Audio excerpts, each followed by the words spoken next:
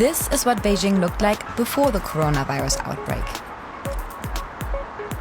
And this is what it looks like now. Major Chinese cities have seen blue skies in the past month.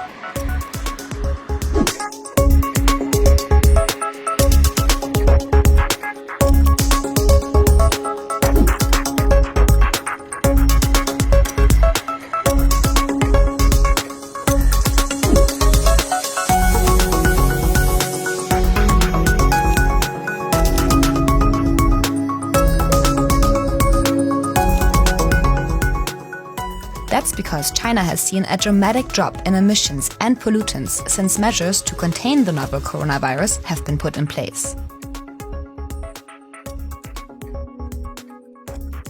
China's CO2 levels have dropped by at least a quarter in just 1 month, resulting in global emissions decreasing by 6 to 7%. That's quite certainly the most dramatic shift in global emissions that has taken place over such a short period, really almost overnight. CO2 is the main driver of global warming, and China is the country that emits the largest amount of CO2 in the world. It's primarily emitted by energy production, like burning coal, oil, or natural gas. China kept its factories, construction sites, and refineries closed for a month to contain the spread of the coronavirus. And that resulted in 200 million fewer tons of CO2 in 4 weeks. The most important question right now is what does the Chinese government do and what do other governments do to offset the economic hit from the virus.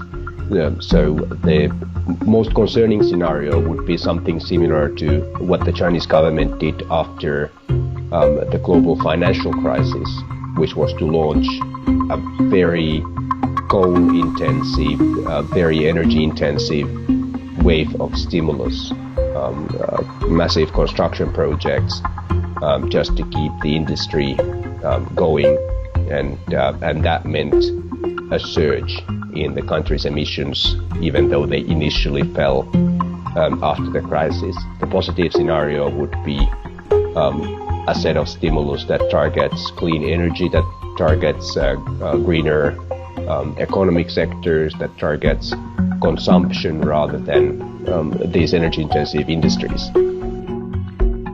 This map, generated by NASA, shows the extent to which air pollution has decreased in China since the outbreak of the coronavirus.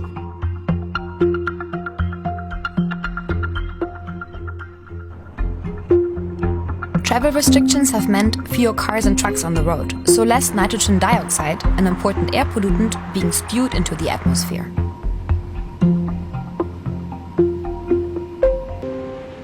And that's not just the case in China. Italy, the country second hardest hit by the virus, has also imposed major travel restrictions, which has likewise resulted in a large drop in air pollution.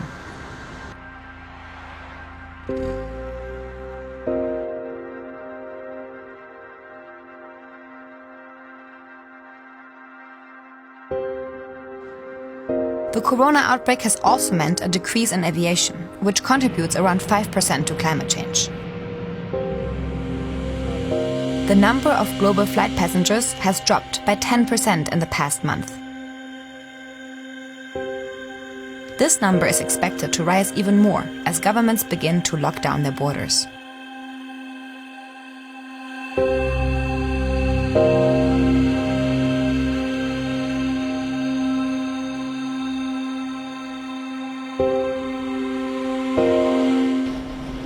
The coronavirus has meant a huge economic loss, and measures to contain the virus have had a major impact on people. But these measures have also resulted in a global decrease in pollutants and emissions.